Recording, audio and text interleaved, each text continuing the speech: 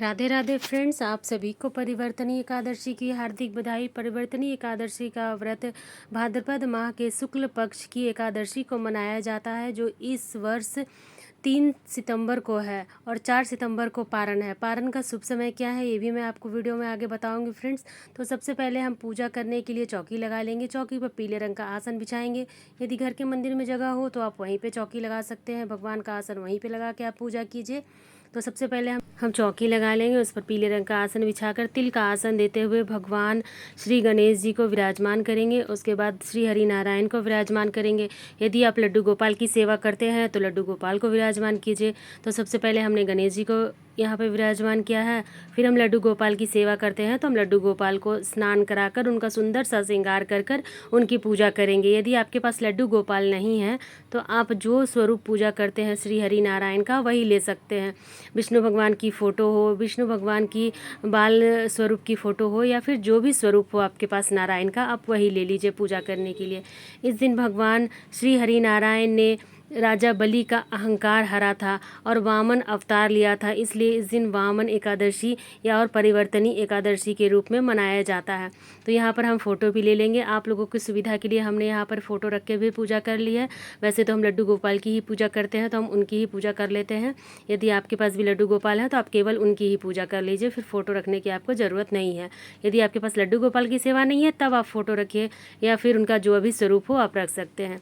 तो इस तरह से हमें परिवर्तनी एकादशी की पूजा करती हैं। इस दिन परिवर्तनी एकादशी इसलिए भी कहा जाता है क्योंकि राजा बलि का मन परिवर्तन हुआ था, अहंकार दूर हुआ था उनका, इसलिए राजा बलि की मन को परिवर्तन करने के लिए भगवान ने वामन अवतार लिया था। तो सबसे पहले हम जल के छींटे लगाते हुए भगवान को स्नान का भाव देंगे। लड्डू गोपाल को हम स्नान कराकर यहाँ विराजमान करेंगे श्रृंगार करके। फिर हम दीपक प्रज्वलित कर लेंगे। दीपक आप तिल के तेल का लीजिए या घी का लीजिए, टोटल आपकी इच्छा है। फिर यदि घी का मिले तो बहुत ही अच्छी बात है। फिर सभी को हम तिलक लगा लेंगे। तो सबसे पहले हम गणेश जी को तिलक लगाएंगे, फिर श्री हरि नारायण को तिलक लगाएंगे। गणेश जी को वस्त्र समर्पित करेंगे। वस्त्र के रूप में आप कलावा समर्पित कर सकते हैं, या फिर आप चाहें तो वस्त्र भी समर्पित कर सकते हैं। विष्णु जी को भी हम कलावा समर्पित करेंगे। तो फोटो पे हम सबसे पहले कलावा समर्पित करेंगे, क्योंकि हमने लड्डू गोपाल को तो स्नान कराकर उनका सुंदर सा श्रृंगार कर ही दिया है। उन्हें वस्त्र हम पहना ही देते हैं, चाहे नए हो या फिर धुले हुए वस्त्र हो, जो भी हो आप उन्हें पहना दीजिए। गणेश जी को हम जनेऊ समर्पित करेंगे। साथ साथ हम, आप चाहे तो लड्डू गोपाल को, विष्णु भगवान को भी जनेऊ समर्पित कर सकते हैं, लेकिन लड्डू गोपाल बाल स्वरूप है तो उन्हें जनेऊ हम समर्पित नहीं करेंगे, वस्त्र ही समर्पित करेंगे। साथ में हम तिल समर्पित करेंगे। तिलक के ऊपर आप तिल जरूर समर्पित कीजिए, क्योंकि तिलक के ऊपर जब तिल समर्पित करते हैं तो ही तिलक पूर्ण होता है। और साथ में हम दिए में भी थोड़ा सा तिल डाल देंगे। तिल जितना चटकता है हमारे कष्ट उतने दूर होते हैं। फूल समर्पित करेंगे, जो भी फूल आपको मिल जाए वो आप फूल ले लीजिए। गणेश जी को लाल फूल समर्पित करेंगे, श्री हरि नारायण को पीले रंग का फूल समर्पित करेंगे, या फिर जो भी फूल आपको मिल जाए आसानी से वो फूल आप ले लीजिए। गैया की भी हम पूजा कर लेंगे। तो गैया उनके बछड़े के साथ बिना लड्डू गोपाल कहीं जाते नहीं है, तो आप उनकी पूजा भी साथ साथ कीजिए। उन्हें भी हम तिलक लगाएंगे, वस्त्र समर्पित करेंगे और फूल समर्पित करेंगे। जो फूल हमें मिल जाए समर्पित कर देंगे। श्री हरि नारायण को हम तुलसी समर्पित करेंगे, तो तुलसी जरूर समर्पित कीजिए। एकादशी के दिन तुलसी नहीं तोड़नी चाहिए, तो आप एक दिन पहले ही तोड़ के रख लीजिए, जल में रख दीजिए, तुलसी बिल्कुल हरी रहेगी। तो इस तरह से आपको तुलसी जरूर समर्पित करना है। लड्डू गोपाल को तुलसी की मंजरी समर्पित करनी चाहिए। साथ ही साथ आप तुलसी दल हो या फिर तुलसी की मतलब पत्तियां हो, कुछ भी हो, तुलसी दल, तुलसी की माला हो, जरूर समर्पित कीजिए। एकादशी के दिन तुलसी जरूर समर्पित करनी चाहिए श्री हरि नारायण को।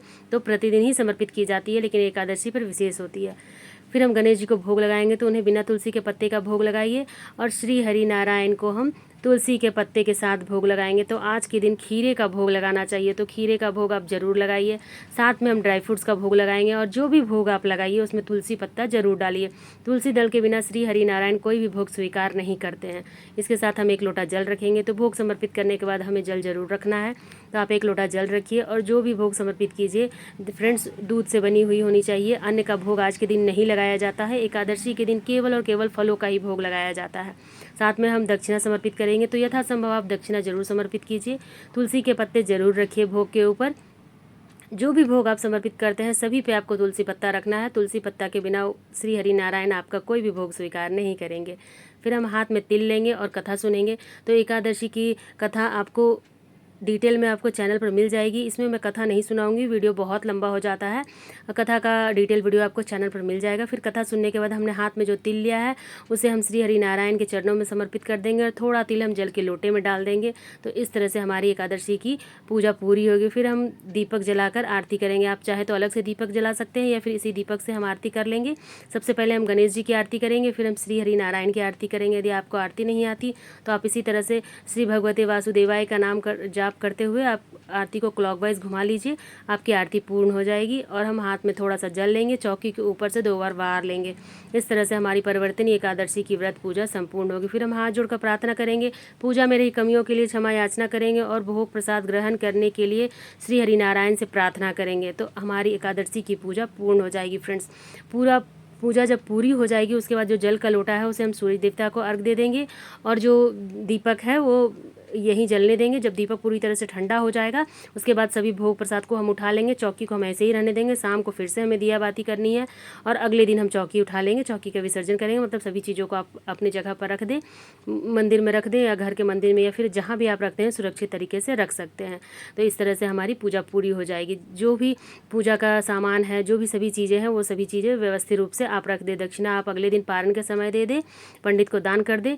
और पारण का शुभ समय है 4 तारीख को। व्रत किया जाएगा 3 सितंबर को और पारण किया जाएगा 4 सितंबर को। 4 सितंबर को सुबह 6 बजे से लेके 8:16 तक आप पारण कर सकते हैं। परिवर्तनीय एकादशी का ये वीडियो आपको कैसा लगा मुझे कमेंट करके ज़रूर बताइएगा। फिर मिलते हैं किसी अगले वीडियो में। जय श्री कृष्ण, राधे राधे फ्रेंड्स।